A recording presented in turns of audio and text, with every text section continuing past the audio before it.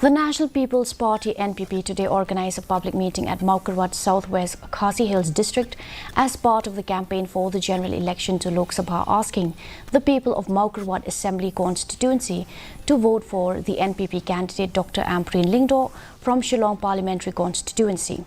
Addressing the gathering, State President of the NPP and Deputy Chief Minister of Meghalaya, President Tynsong, said that it is the people who hold the power to choose the MP and therefore urge upon them to be careful and not to be misled by social media.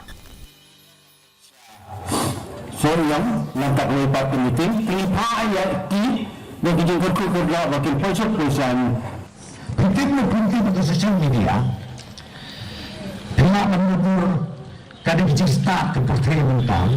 lagan dom jibril hamni amma si hajar won kila menteri tapi boleh tidak kok baru kata masuk sudah postur dan tamam betul